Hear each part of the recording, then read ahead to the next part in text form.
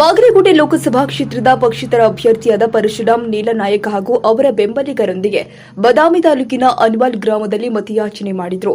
ಈ ಮತಯಾಚನೆಯಲ್ಲಿ ಶಿಡ್ಲಪ್ಪ ಮಾದರ್, ಸಿದ್ದು ಪೂಜಾರಿ, ಸುಧಾಕರ್ ಬೆಂಡಿಗೇರಿ, ಗುರು ಕೋತಿನ್, ಮನುದ್ದೀನ್ ರಂಗಾಪುರ್, ಆನಂದ ಚಿರವಾದಿ, ಸದ್ದಾಂ ಮುಜಾವರ್ ಹಾಗೂ ಶಿವು ಹಾಜರಿದ್ದರು. ನಮಸ್ಕಾರಗಳು. ಇವತ್ತು ಕೆಲವು ಹಬ್ಬಗಳು ಬರ್ತಾವೆ. ಮಾನ್ಯ ರಂಜಾನ್ ಮುಗೀತು, ಅದಕ್ಕೆ ಮೊದಲು ಯುಗಾದಿ ಮುಗಿಯುತ್ತೆ. ಈಗ ನಮ್ಮೆಲ್ಲರದು ಹಬ್ಬ ಇದೆ. ಅವನ ಧರ್ಮದ ಹಬ್ಬಗಳು ಇದು ಎಲ್ಲರ ಹಬ್ಬ ಇದೆ.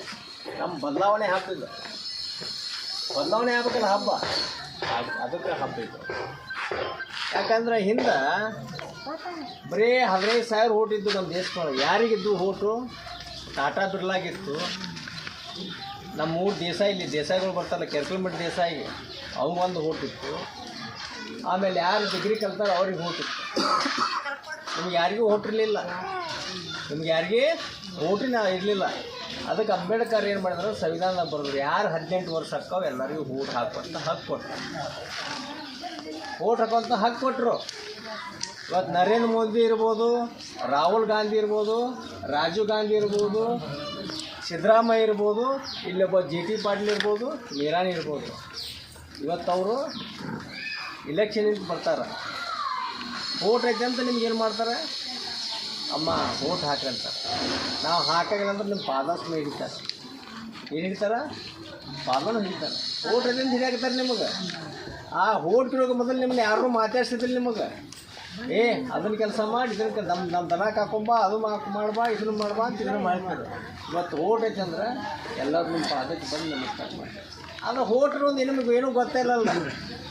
ನಿಮ್ಗೆ ಓಟ್ ಇರೋದು ಏನೂ ಗೊತ್ತಿಲ್ಲ.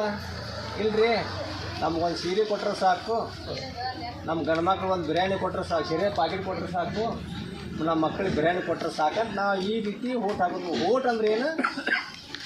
ನಮ್ಮ ಮುಸಲ್ಮಾನ್ ಹೆಣ್ಮಕ್ಳು ಭಾಳ ಚಂದ ಕೇಳೋದು, ಇಸ್ಲಾಮ್ದು ಈ ಸಿದ್ಧಾಂತ ಇದೆ. ಓಟ್ ಅಂದ್ರೆ ಏನು? ನಿಮ್ಮ ಹೆಣ್ಣು ಮಗಳಿದ್ದಂಗೆ. ನಿಮ್ಮ ಮಕ್ಕಳಾದ್ರಲ್ಲಿ ಹೆಣ್ಣು ಮಕ್ಕಳು.